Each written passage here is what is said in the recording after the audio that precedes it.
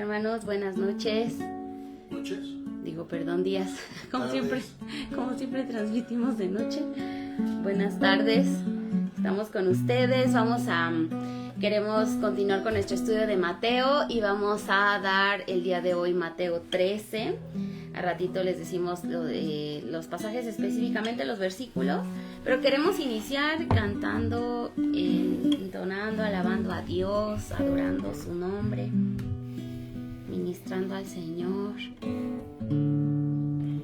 Y quisiéramos comenzar con esta canción, se llama Hombre Perfecto, de Misión Música, y pues nos habla acerca de este Jesús hermoso que esperamos venir, que la novia espera ver con sus ojos. Y pues vamos a entonar esta canción, ¿va? Te conozco solo en parte,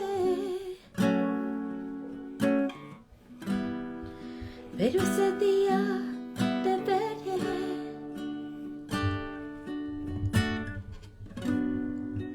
La tierra que tú creaste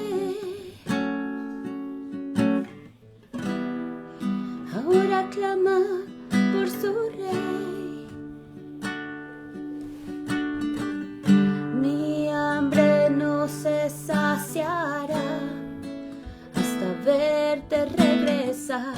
El espíritu no callará hasta que vuelvas a reinar,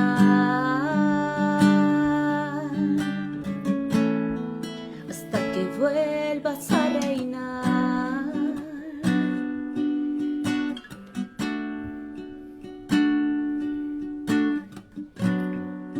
Te conozco solo en parte, pero ese día te veré.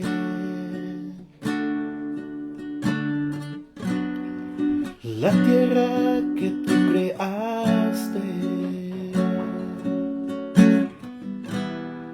ahora clama por su rey.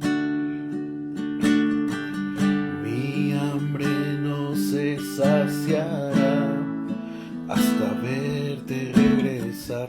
El espíritu no callará hasta que vuelvas a reinar.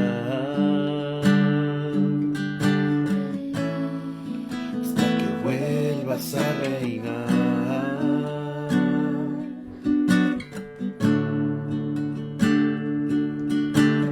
Ven, hombre perfecto, ven a consumar el pacto. Cristo entre nosotros, reinando por la eternidad. Ven, hombre perfecto, ven a consumar el pacto. Cristo entre nosotros, reinando por la eternidad, junto a los santos que amamos ver, y haz justicia y ponte de pie. Fuerte guerrero, levántate y deja oír tu voz, junto a los santos que amamos ver, haz justicia y ponte de pie. Fuerte guerrero, levántate y deja oír tu voz. Ven, hombre perfecto, ven a consumar el pacto. Cristo entre nosotros, reinando por la eternidad. Ven, hombre perfecto, ven a consumar el pacto. Entre nosotros, reinando por la eternidad.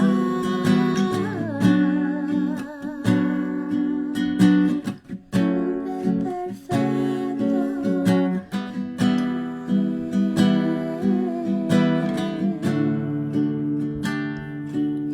Dios, te damos muchísimas gracias por esta tarde. Gracias, Espíritu Santo, porque tú nos vas a hablar. Queremos pedirte, Señor, que tu palabra sea la que nos confronte con nuestra manera de vivir, Estamos viviendo tiempos difíciles, Señor, pero tu gracia, tu revelación, la sabiduría, el conocimiento nos estás dando, Señor, a esta generación, en esta temporada, en estos tiempos. Y te queremos pedir espíritu de revelación, espíritu de sabiduría, espíritu de conocimiento, en el nombre de Jesús, y que tú nos hables a través de tu palabra, una palabra que es poderosa, una palabra que es preciosa, una palabra que penetra hasta nuestra alma.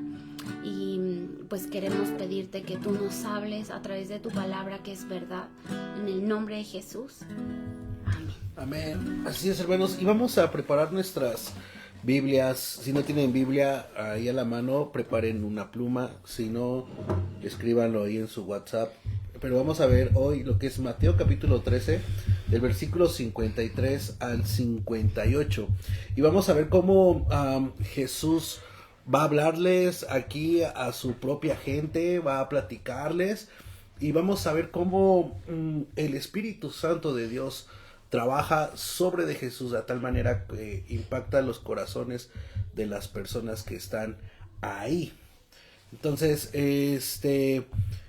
voy a leerles. Vamos leyendo. Voy leyéndoles. Dice: aconteció que cuando terminó Jesús estas parábolas, se fue de allí y venido a su tierra, les enseñaba en la sinagoga de ellos, de tal manera que se maravillaban y decían: ¿de dónde tiene esta sabiduría y estos milagros? ¿No es este el hijo del carpintero?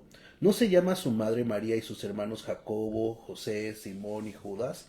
¿No están todas sus hermanas con nosotros? ¿De dónde, pues, tiene todas estas cosas? Y se escandalizaban de él. Pero Jesús les dijo: no hay profeta sin honra, sino en su propia tierra y en su casa. Y no hizo allí muchos milagros a causa de la incredulidad de ellos. Sí, un poquito antes está hablando acerca de la perla preciosa, del tesoro, del reino de los cielos, y les hace esta pregunta a sus discípulos en Mateo 13:51. ¿Habéis entendido todas estas cosas? Y ellos respondieron: sí, Señor.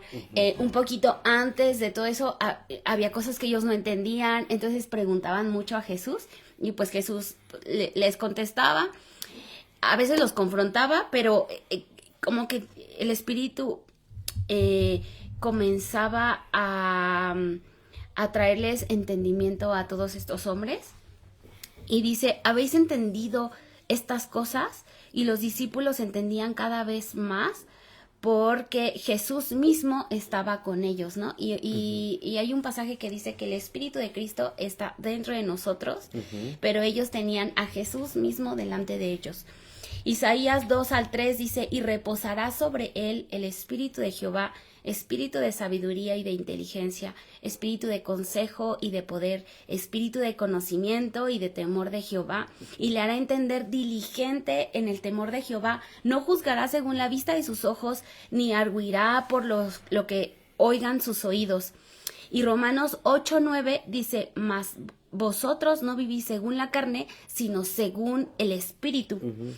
Si es que el Espíritu de Dios mora en vosotros, y si alguno no tiene el Espíritu de Cristo, no es de él. Así que el Espíritu de Cristo reposa dentro de nosotros, y estos discípulos estaban teniendo a Jesús mismo delante de ellos, y él es el que les estaba hablando la verdad de muchas cosas que habían estado escondidas, ¿no? Como a Daniel, que le dijo: sella estas palabras hasta el fin, hasta el tiempo del fin.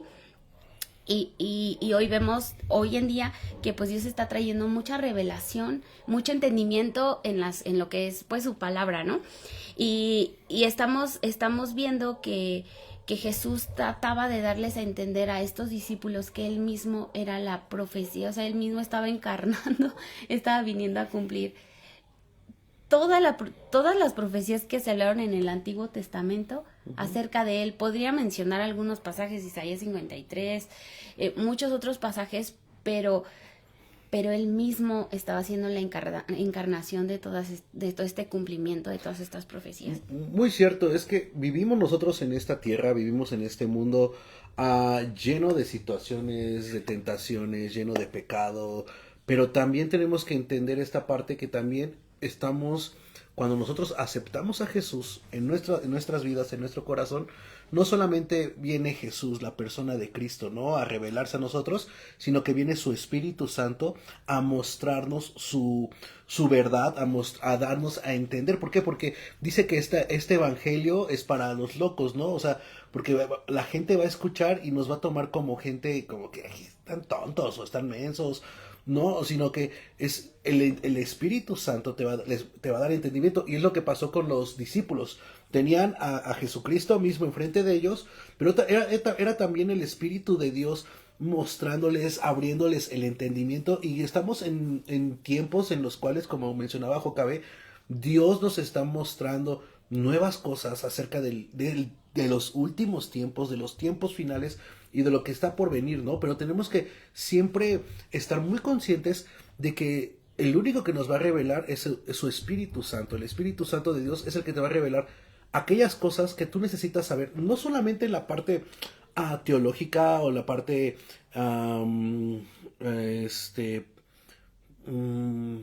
litúrgica, no práctica, sino en la parte bueno, dogmática.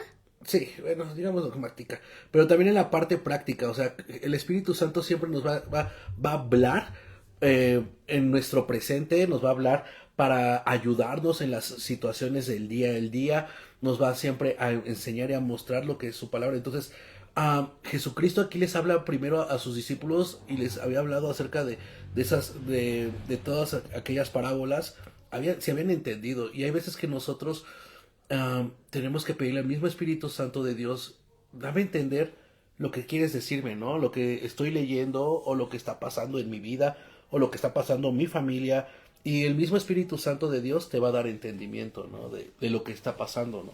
Sí, Jesús estaba enseñándole a sus discípulos en las sinagogas, porque como hoy día también hay sinagogas, justo porque no hay templo.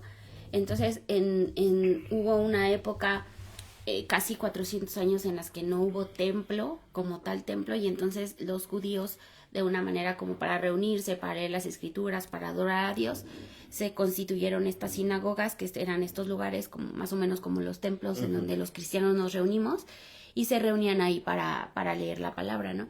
Y entonces dice que les enseñándoles a la sinagoga, en las sinagogas de ellos, todas estas cosas, dice, se maravillaban y decían, ¿de dónde tiene esta sabiduría y estos milagros?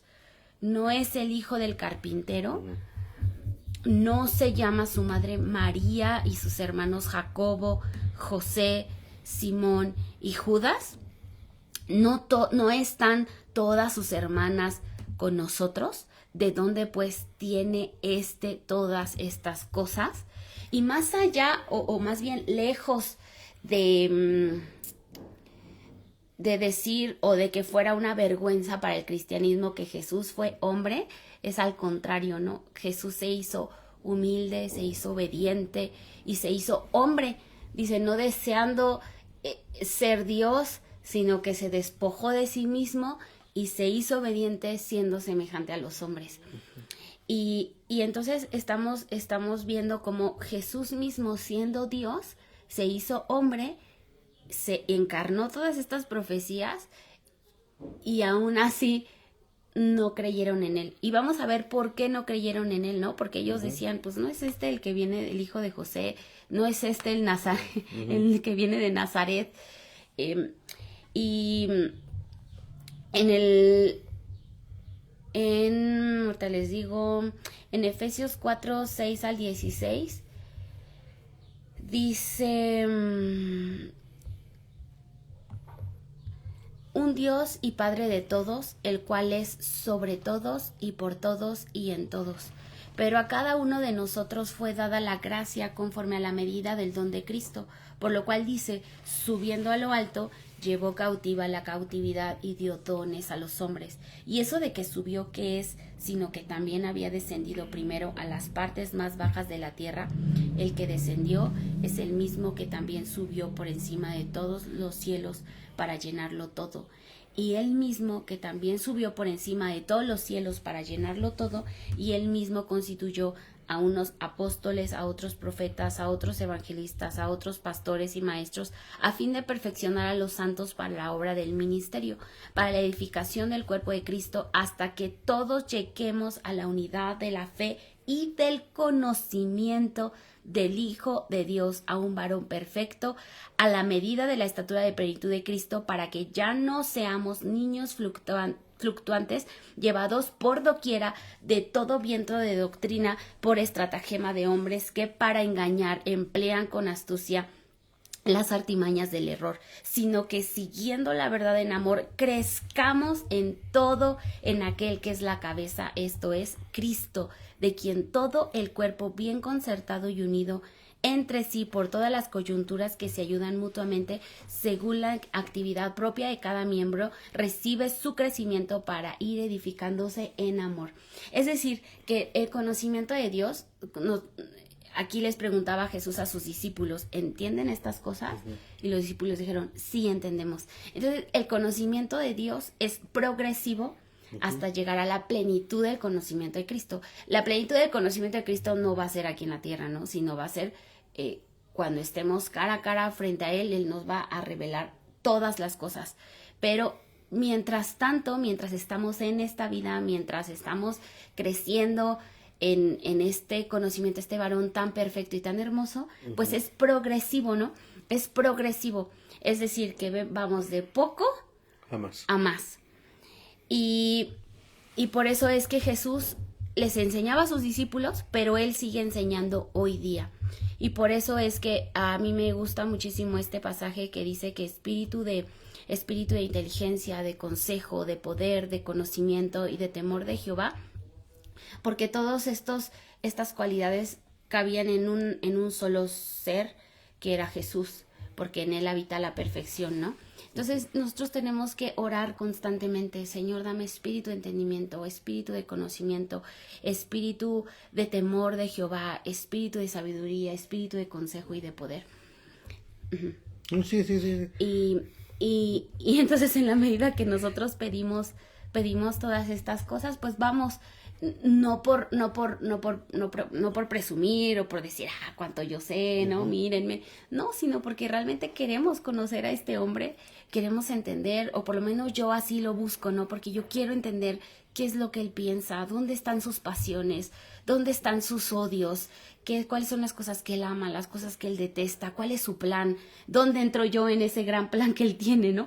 Y yo por eso quiero conocerlo. Y entonces, claro, él tiene profundidades, o sea, cuando tú comienzas a leer la Biblia bien a profundidad y querer verdaderamente entender los pensamientos de Dios, pues te das cuenta que ¿Qué? Pues tiene que haber un acto sobrenatural para poder llegar a ese entendimiento, ¿no? ¿Por qué los discípulos dijeron que sí entendían? Porque era muy diferente la relación que tenían los discípulos a las personas que eran originarias del mismo lugar de Jesús.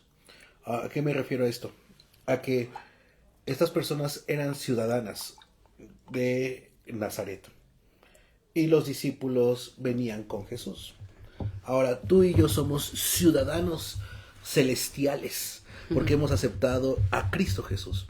Pero eso es muy diferente a convertirnos en sus discípulos o seguidores. ¿Por qué?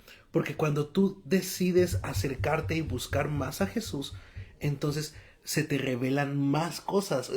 Yo recuerdo haber tenido un amigo que teníamos yo como 16, 17 años, y él empezó a enamorarse de Jesús de una forma, wow, así muy apasionada, y empezó a leer libros y se apasionó tanto por buscar a Dios, que empezó a tener mucha revelación de parte de Dios, ¿no? Entonces son esas cosas que cuando tú te apasionas por algo, no solamente en el ámbito espiritual cristiano, sino también puede ser en la parte académica, en la parte laboral. Cuando tú te apasionas por algo y entonces tú decides seguir eso, tener como ese tiempo de intimidad, de buscar, de investigar, de analizar, entonces vas a ir llenando más y más y vas a conocer más y se te va a revelar más cosas y vas a saber más cosas que a lo mejor otras personas que también están haciendo lo mismo, pero la diferencia está en que tú te estás apasionando y estás decidido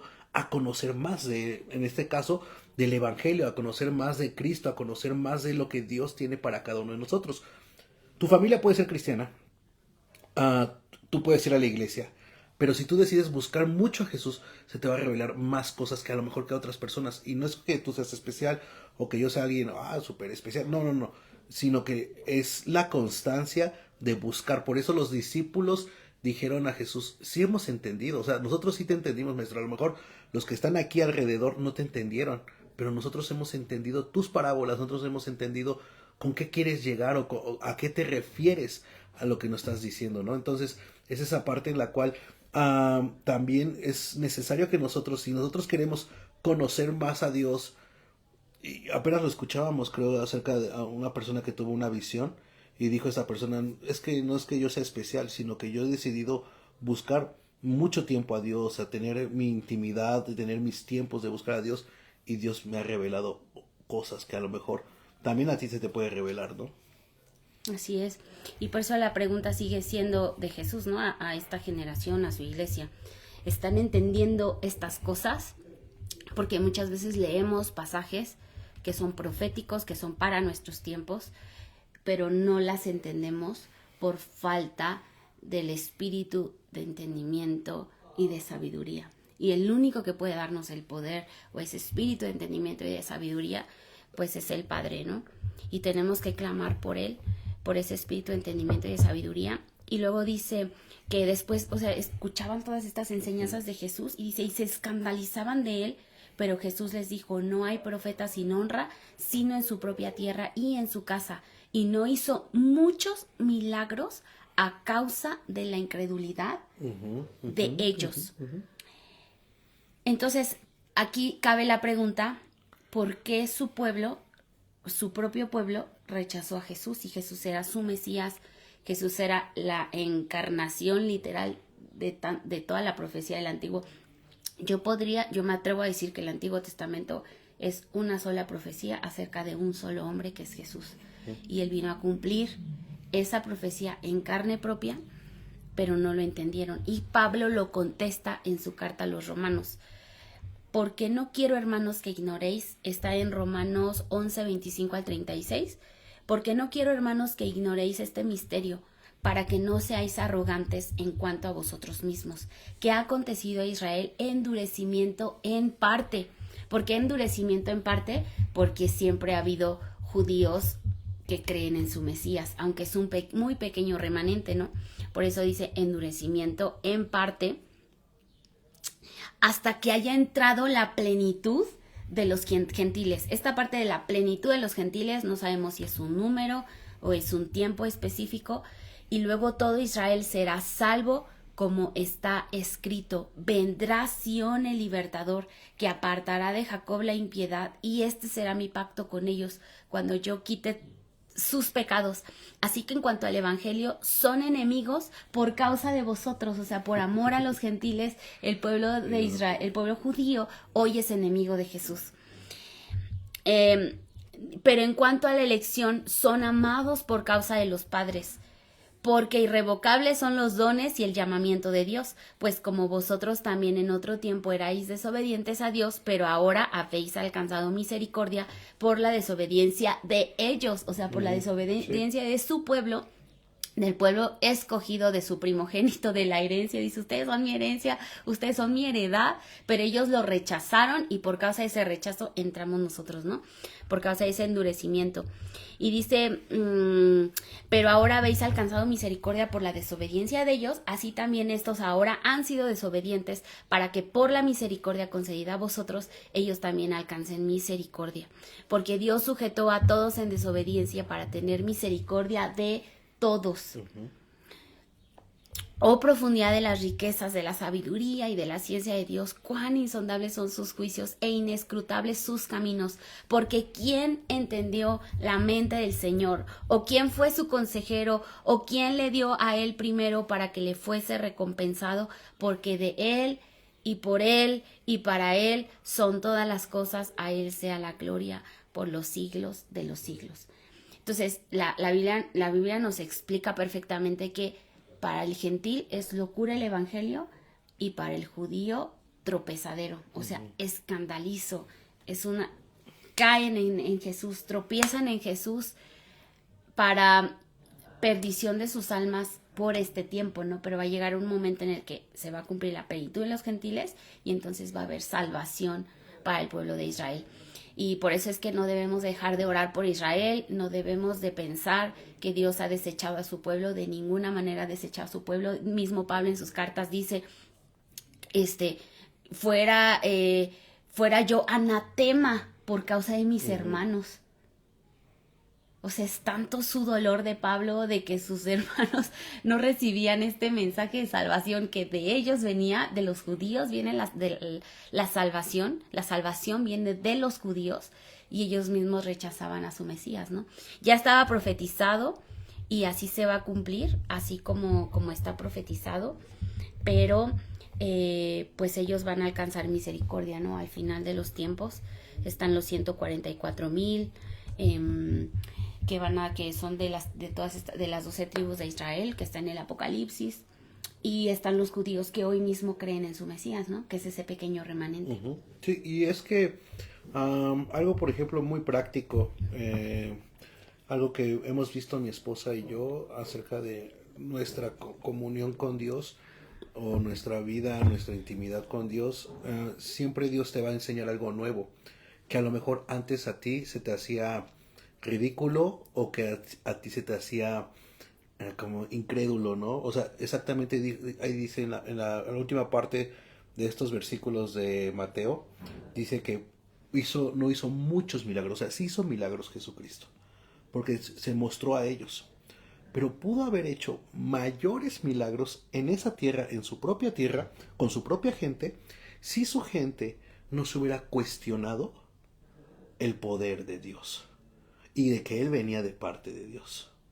¿A qué me refiero? A que hay muchos cristianos que no creen en el poder del Espíritu Santo de Dios, que no creen en lo que el Espíritu Santo puede cambiar y transformar y renovar y restaurar en un instante.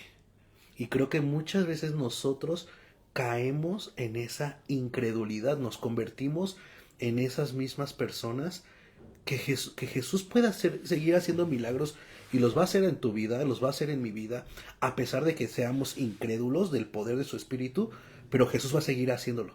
Pero si nosotros dejamos de ser incrédulos y entonces cambiamos nuestra mente y nos volvemos crédulos y creemos y tenemos fe en lo que el poder de Dios, Jesucristo va a hacer aún más milagros en nuestra tierra. Entonces, esa parte es muy importante. Jesús siempre va a hacer milagros en tu tierra, en la tierra donde tú estés viviendo, en tu casa, ahí en tu trabajo, en tu propia iglesia. Jesús va a seguir haciendo milagros, pero puede hacer aún muchísimo más si dejamos de ser incrédulos. Es el problema muchas veces de nosotros los cristianos. Conocemos a Dios, conocemos a Cristo, pero hay veces que nuestra propia incredulidad nos detiene, pero Jesús obra.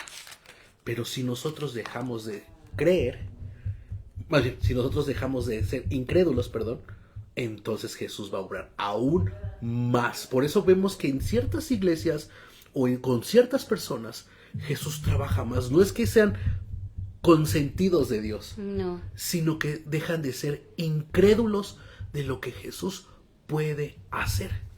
Entonces el reto para nosotros, y creo que es para todos, incluyéndome, es dejar de ser incrédulo de lo que aún más puede hacer Dios, porque lo está haciendo, pero Jesús puede hacer más, aún mayor cosas, y Él quiere hacer aún mayores cosas, y ahí en su tierra Él quería hacer aún mayores cosas, pero por la falta de fe, por haber no creído, Jesús no pudo hacer muchas cosas ahí.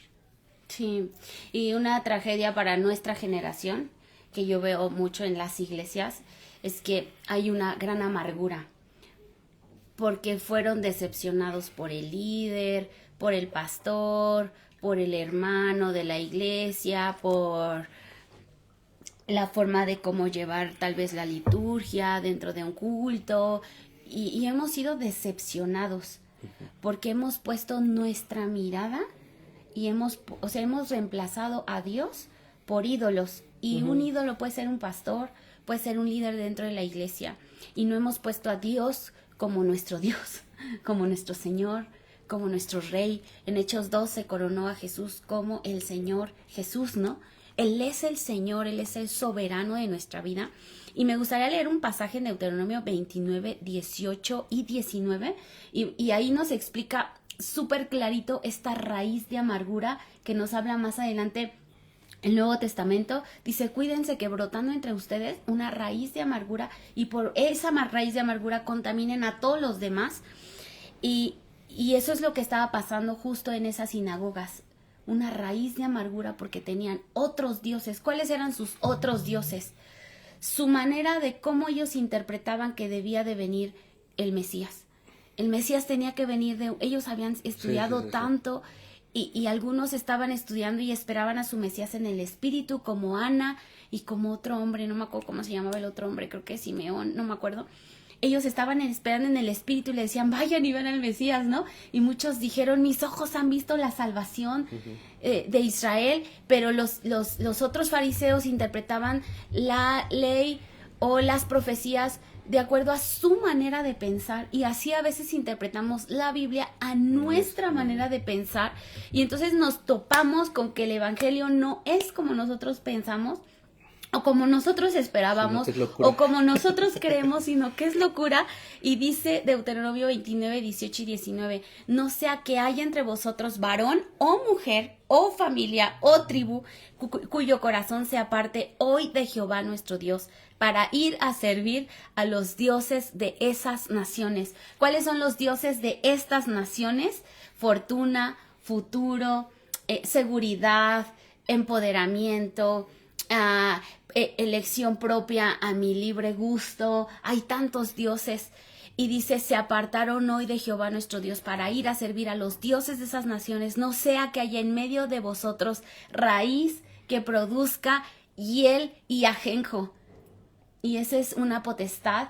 El ajenjo es una potestad que literalmente significa amargura. Y suceda que al oír las palabras de esta maldición, él se bendiga en su corazón diciendo: tendré paz aunque ande en la dureza de mi corazón, a fin de que con la embriaguez quite la sed.